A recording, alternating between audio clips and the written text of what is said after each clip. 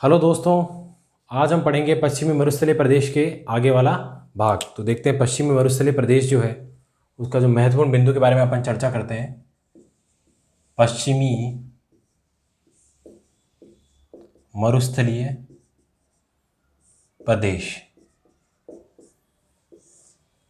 आज हम पढ़ेंगे पश्चिमी मरुस्थलीय प्रदेश या मरुस्थल के प्रकार के बारे में। किसके बारे में? जो पश्चिमी मरुस्थलीय प्रदेश है उसमें मरुस्थल है वो किस किस प्रकार का है उसके बारे में पढ़ेंगे। तो मरुस्थल के प्रकार, मरुस्थल के प्रकार, इसका तात्पर्य है कि जो मरुस्थल है, जो पश्चिमी मरुस्थलीय जो थार का मरुस्थल है वो किस किस प्रकार का है। मरुस्थल के अंदर भी कैसी कैसी जो विभिन्नताएं हैं उसके बारे में अपन देखते हैं। मरुस्थल के प्रकार में सबसे पहले आता है हम्मादा। हम्मादा हम्मादा जो होता है उसका अर्थ होता है पथरीला भाग। मरुस्थल के अंदर में कुछ कुछ जगह ऐसी है वहाँ पे चट्टानें हैं और वो चट्टान जो है उन्हें कहते हैं, चट्टानी भाग जो होता है उसे कहते हैं हम्मादा। चट्टानी भाग मरुस्थल में जैसे आप पोखरण, जैसलमेर, बालोतरा, बाड़मेर, उसके आसपास का जो क्षेत्र है वहाँ पर कुछ चट्टानें हैं, अवसादी चट्टानें, और उन्हें किस नाम से जाना जाता है? हम्मादा। तो मरुस्थल का पहला प्रकार हो गया हम्मादा। चट्टानी भाग हम्मादा कहलाता है।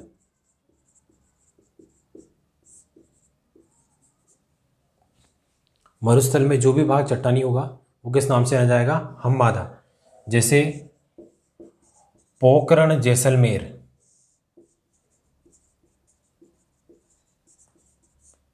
पोखरण, जैसलमेर, बालोतरा, बालोतरा, बाड़मेर, ये जो क्षेत्र है इस क्षेत्र में मरुस्थल भी है और साथ में कुछ चट्टानी भाग भी है। तो वो चट्टानी जो भाग है, वो क्षेत्र है, वो हम्मादा कहलाता है। दूसरा जो भाग है, दूसरा जो प्रकार है वो है रेग। रेग जो है वो क्षेत्र है जिसमें मरुस्थल है और चट्टानी भाग दोनों हो, चट्टान हो और उसके आसपास में मरुस्थल हो, वो कहलाता है रेग। हम्मादा में केवल चट्टानी भाग कहलाता है हम्मादा, और रेग के अंदर दोनों आ जाते हैं, चट्टानी भाग भी और रेगिस्तान भी। चट्टानी भाग तथा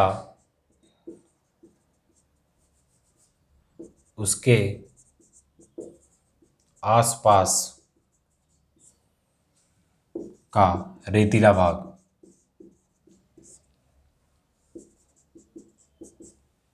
ये जैसलमेर में, बाड़मेर में, जोधपुर में फैला हुआ है। जैसलमेर, बाड़मेर, जोधपुर। तो ये मरुस्थल के अपन प्रकार पढ़ रहे हैं। मरुस्थल का जो पहला प्रकार है वो हम्मादा है, जहाँ चट्टानी भाग पाए जाते हैं उन्हें हम्मादा कहते हैं। पोखरण, जैसलमेर और बालोतरा, बाड़मेर में हम्मादा क्षेत्र है। रेग जो है चट्टानी भाग और मरुस्थल दोनों अगर आ जाते हैं तो वो रेग कहलाता है। ये जैसलमेर, बाड़मेर और जोधपुर में है। तीसरा जो है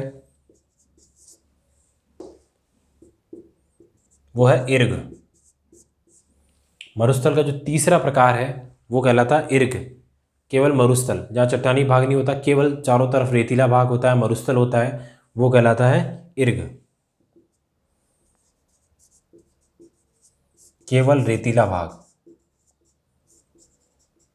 जहाँ केवल कौन सा भाग हो? रेतीला भाग हो, केवल रेत ही रेत हो, चारों तरफ दोहरे दोहरे आपको दिखाई दे, तो वो क्षेत्र कहलाता है इर्ग।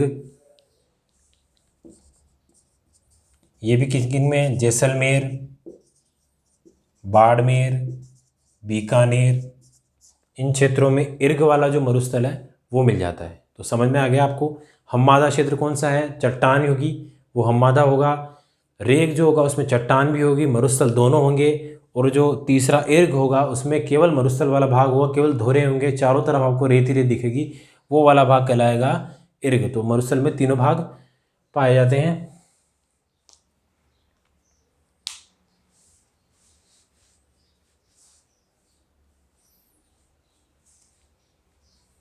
ये पहला पॉइंट हो गया मरुस्थल के प्रकार। इसमें से क्वेश्चन पूछा जाता है एग्जाम में कि जो पोखरण, जैसलमेर है वो किस तरह का भाग है। तो इस तरह के क्वेश्चन का आप ध्यान रखें, कौन कौन से मरुस्थल के प्रकार और उनके उदाहरण आप याद रखें।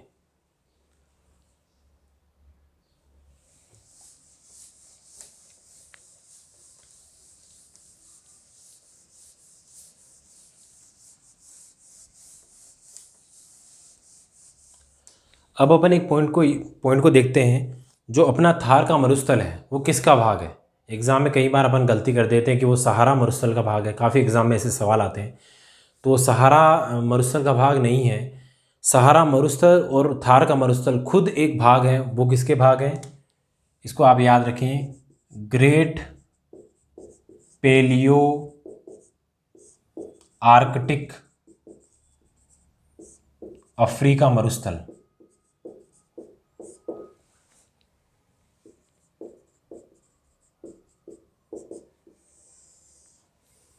सहारा मरुस्थल जो है वो विश्व का सबसे बड़ा मरुस्थल है।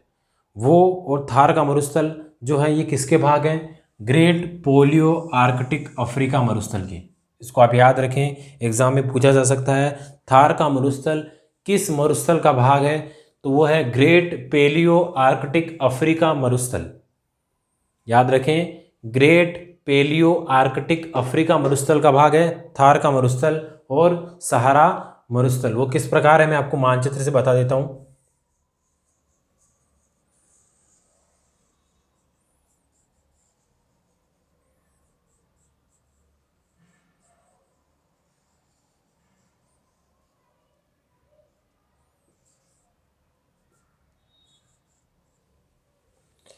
ये वाला भाग जो है ये है सहारा मरुस्थल। यहां पर है सहारा मरुस्थल।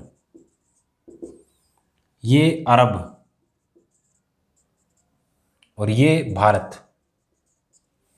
तो इसमें ये सहारा मरुस्थल है।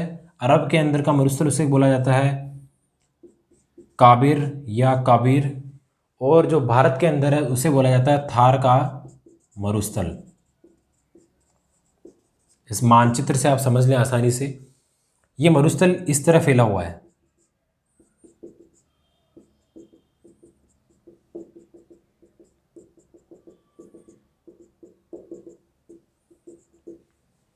ये मरुस्थल इस तरह फैला हुआ है। ये सहारा मरुस्थल अफ्रीका में, अरब के अंदर काबिर बोला जाता है और भारत में थार का मरुस्थल बोला जाता है।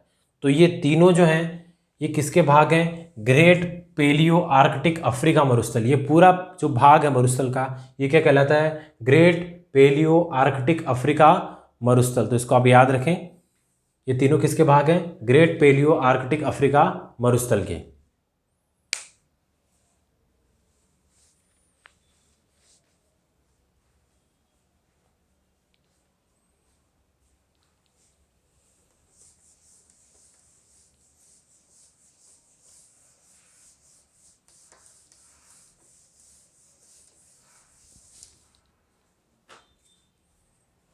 मरुस्थल के प्रकार हो गए। अब जो मरुस्थल का जो विभाजन है अलग अलग आधार पर, सबसे पहले अपन देखते हैं, वो देखते हैं जलवायु के आधार पर।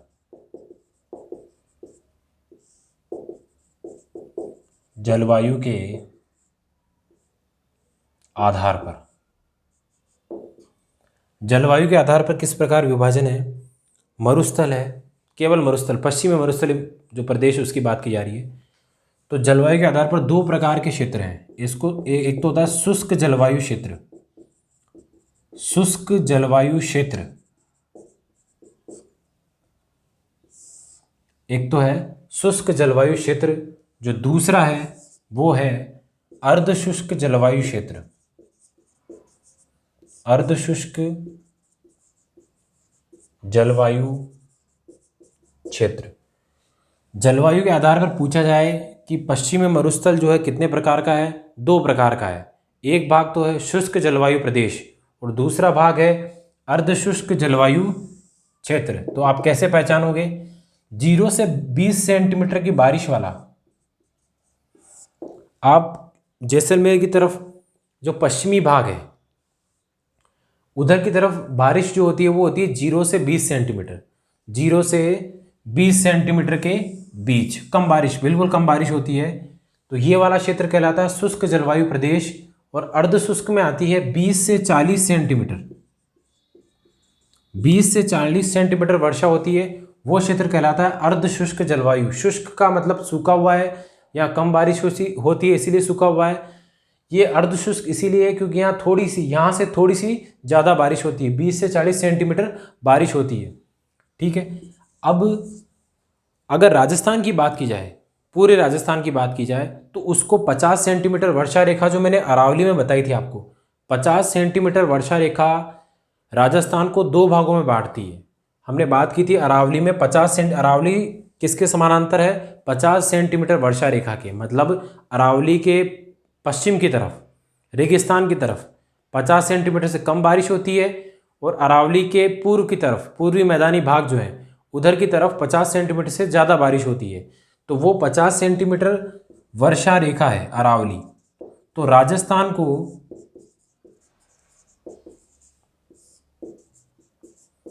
50 सेंटीमीटर वर्षा रेखा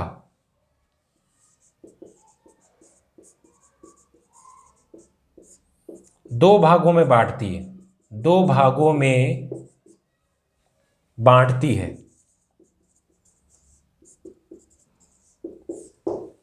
राजस्थान को 50 सेंटीमीटर वर्षा दो भागों में बांटती है, और 25 सेंटीमीटर वर्षा रेखा, ध्यान रखें 25 सेंटीमीटर वर्षा रेखा पश्चिमी मरुस्थल को दो भागों में बांटती है। ठीक है, 50 सेंटीमीटर राजस्थान को दो भागों में बांटती है, 25 सेंटीमीटर वर्षा रेखा पश्चिमी मरुस्थल को दो भागों में बांटती है।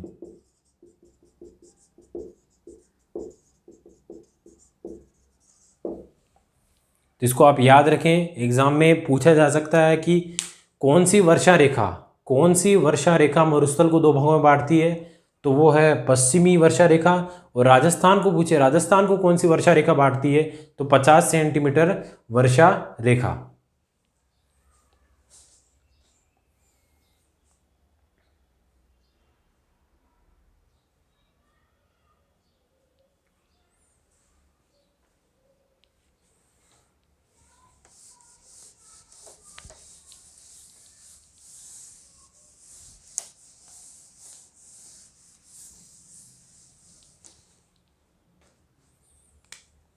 एक पॉइंट अपन पढ़ लेते हैं, लघु मरुस्थल। कौन सा? लघु मरुस्थल। जो अपन पॉइंट पढ़ रहे हैं उनको आप अलग अलग पॉइंट तोड़कर विभाजित करके पढ़ें, ताकि आपको आसानी से समझ में आए। इससे पहले अपन ने जो जलवायु का आधार पढ़ा उसको दो भागों में बांट लीजिए, वो एक पॉइंट तैयार हो गया। अब जो है एक पॉइंट पढ़ते हैं अपन, लघु मरुस्थल। लघु मरुस्थल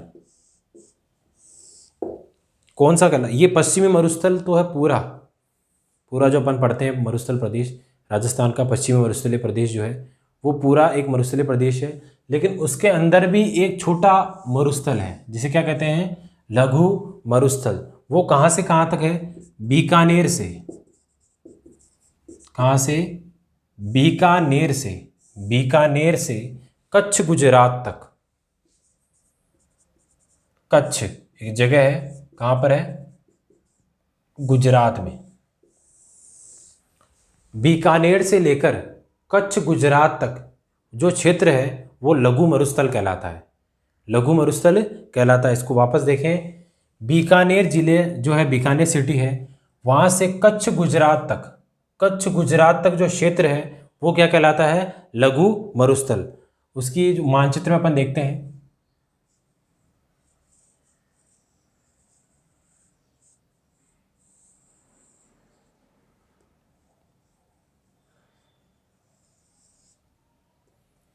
ये बीकानेर है, ये वाला भाग। उस बीकानेर से ये पूरा भाग जो है राजस्थान का, और साथ में गुजरात में कच्छ, ये वाला जो क्षेत्र है वो किस नाम से जाना जाता है? लघु मरुस्थल के नाम से। तो बीकानेर से कच्छ गुजरात तक का क्षेत्र क्या कहलाता है? लघु मरुस्थल। तो इसको आप याद रखें, बीकानेर से कच्छ गुजरात तक।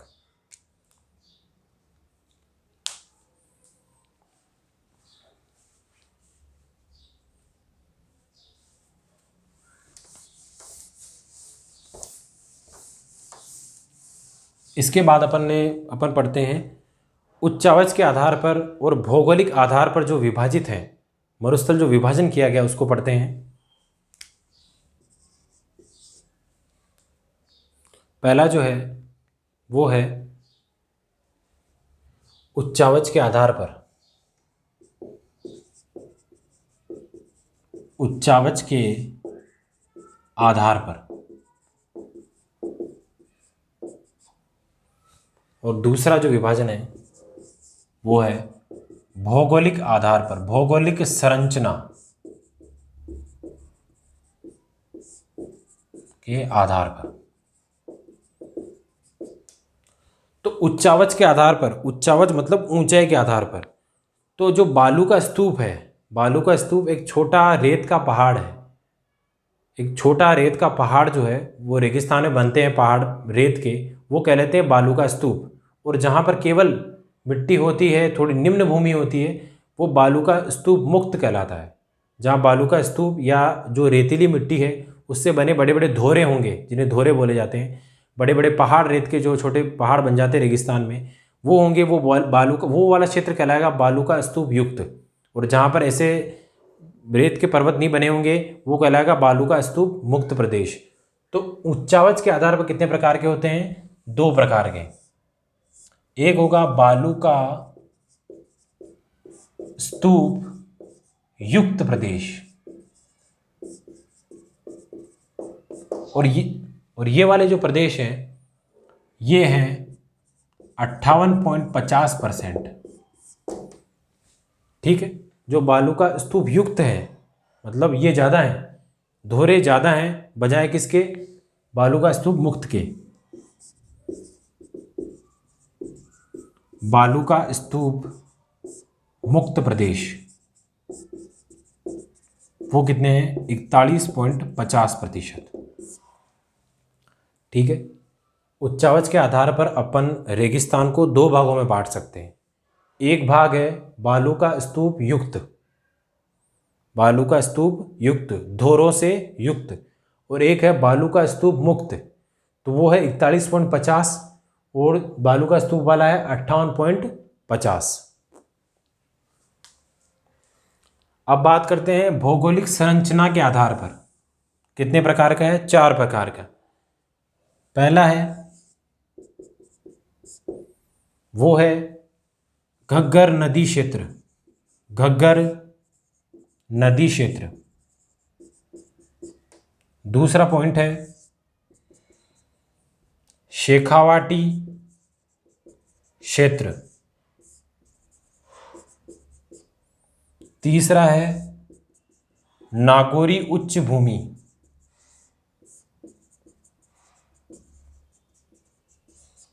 और जो नंबर 4 पे है वो है गोडवाड़ क्षेत्र।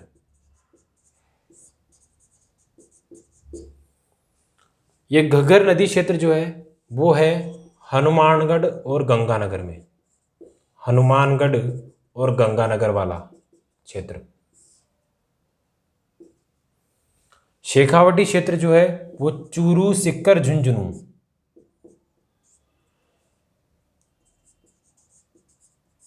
चूरू, सीकर, झुंझुनू। जो नागौरी उच्च भूमि वो नागौर के आसपास का क्षेत्र, और गोडवाड़ क्षेत्र है उसमें बाड़मेर, जालोर,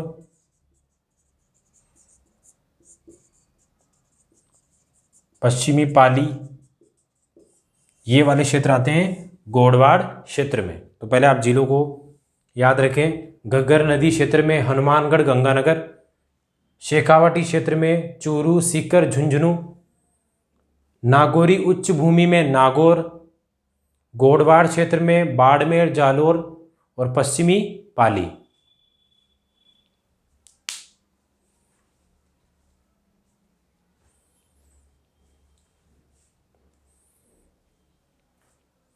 अब अपन इसको मैप में देख लेते हैं, राजस्थान के मानचित्र में।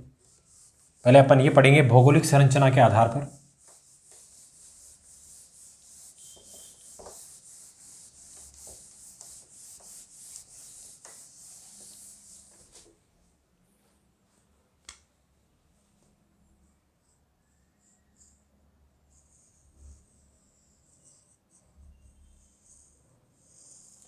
ये वाला जो क्षेत्र है ये राजस्थान का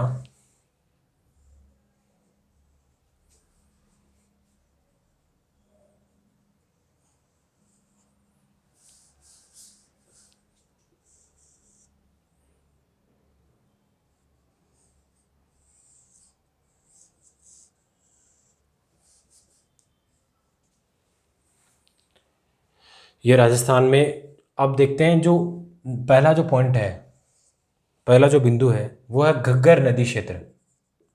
घग्गर नदी क्षेत्र वो ये वाला है, हनुमानगढ़ और गंगानगर वाला क्षेत्र, ये वाला जो है वो है घग्गर नदी क्षेत्र। दूसरा जो है ये वाला है वो है शेखावाटी क्षेत्र।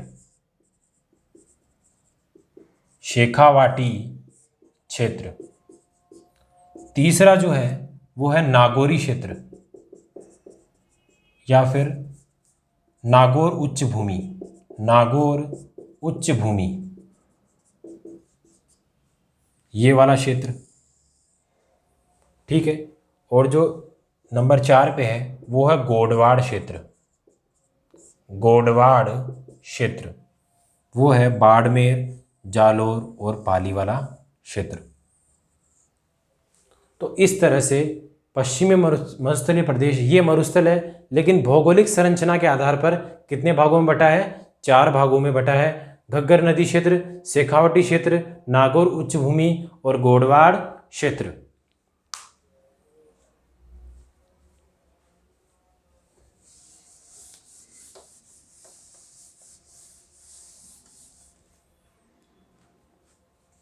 अब बात करते हैं अपन घग्गर नदी क्षेत्र। घग्गर नदी क्षेत्र किस जिले में? हनुमानगढ़ और गंगानगर। हनुमानगढ़ और गंगानगर में। दूसरा, इस क्षेत्र को एक नाम है उससे जाना जाता है, वो है योद्धेय। इस क्षेत्र को क्या कहा जाता है? योद्धेय। घग्गर नदी क्षेत्र को किस नाम से जाना जाता है? योद्धेय से। तीसरा जो पॉइंट आता है, घग्गर नदी जो है उसके प्रवाह को हनुमानगढ़ में, उसकी जो प्रवाह क्षेत्र है उसको हनुमानगढ़ में नाली नाम से, हनुमानगढ़ में किस नाम से जाना जाता है? नाली। हनुमानगढ़ में किस नाम से जाना जाता है? नाली नाम से। इसके अलावा इधर से कुछ नहरें निकलती है, जैसे इंदिरा गांधी नहर, सिद्धमुख नहर, गंग नहर। ये वाली जो सारी नहरें हैं वो किस क्षेत्र में आती है? घग्गर नदी क्षेत्र में।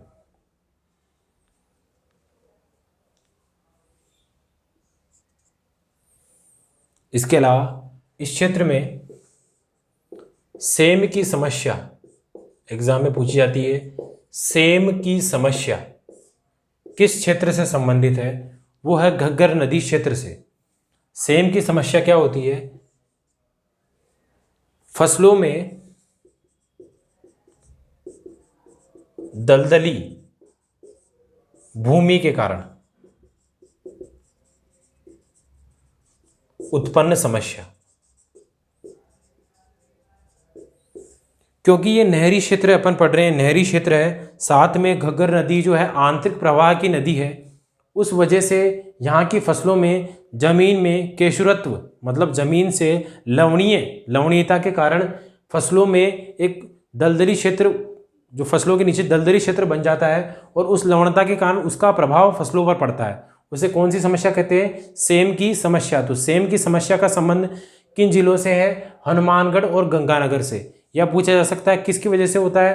तो घग्गर नदी क्षेत्र में आंतरिक प्रवाह के, घग्गर नदी के आंतरिक प्रवाह के कारण और नहरों के कारण कौन सी समस्या होती है? सेम की समस्या। तो इसका उपाय क्या है? वृक्षारोपण। इसका उपाय क्या है? वृक्षारोपण। वृक्षारोपण। ये भी पूछा जा सकता है कि जो सेम की समस्या है, जो सेम की समस्या है उसका उपाय क्या है? वो क्या है? वृक्षारोपण। और इसके लिए एक योजना चलाई जा रही है, इंडो डच। वो पोलैंड और नीदरलैंड इसके सहयोग से चल रही है। पोलैंड और नीदरलैंड के सहयोग से चल रही है। वापस देखते हैं इसको। अपन पढ़ रहे हैं घग्गर नदी क्षेत्र। घग्गर नदी क्षेत्र वो किस जिले में आता है? हनुमानगढ़ और गंगानगर में। उस क्षेत्र को और किस नाम से जाना जाता है? योद्धे नाम से। हनुमानगढ़ में जो घग्गर नदी के प्रवाह से जो नालियाँ बनती है उसे घग्गर नदी का जो प्रवाह होता है, प्रवाह क्षेत्र को क्या बोलते हैं? नाली। फिर है यहाँ पर कौन कौन सी? इंदिरा गांधी नहर, सिद्धमुख नहर, गंगनगर आदि बहती हैं। इनकी वजह से तथा घग्गर नदी के आंतरिक प्रवाह के कारण यहाँ पर सेम की समस्या उत्पन्न होती है। सेम की समस्या जो होती है वो क्या होती है? फसलों में लवणीयता के कारण फसलों के उत्पादन में कमी आती है, फसलों की जो क्वालिटी गुणवत्ता में कमी आती है, दलदली भाग हो जाता है नीचे की तरफ, उसे सेम की समस्या कहते हैं। इसका उपाय है वृक्षारोपण, और इसके लिए इंडो डच योजना चल रही। कौन सी? इंडो डच, जिसमें कौन कौन से देश सहयोग कर रहे हैं? पोलैंड और नीदरलैंड।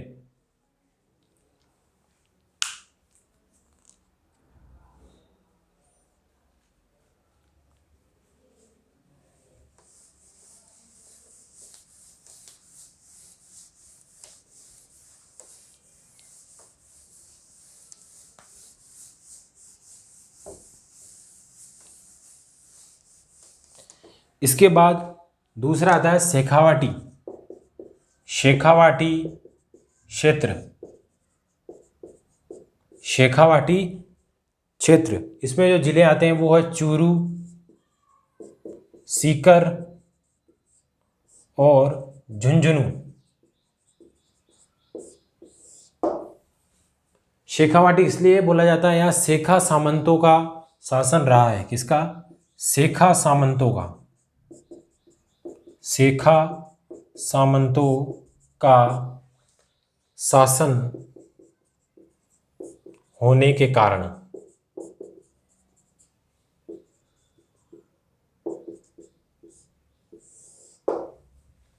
शेखावाटी जो क्षेत्र है उसमें छोटे तालाब हैं। छोटे तालाब, उन्हें सर नाम बोला जाता है। सर। शेखावाटी क्षेत्र में जो छोटे तालाब हैं उन्हें किस नाम से जाना जाता है? छोटे तालाब सर, उन्हें सर बोला जाता है। इसके अलावा जो पक्के कुएं हैं, पक्के कुएं, उन्हें नाडा। पक्के कुएं उन्हें बोला जाता है नाडा। और जो कच्चे कुएं होते हैं उन्हें बोला जाता है जोहड़। जोहड़। और जोहड़ से हमें याद रखना है जोहड़ वाले बाबा। जोहड़ वाले बाबा किसे बोला जाता है? राजेंद्र सिंह को। राजेंद्र सिंह, इन्हें बोला जाता है जोहड़ वाले बाबा।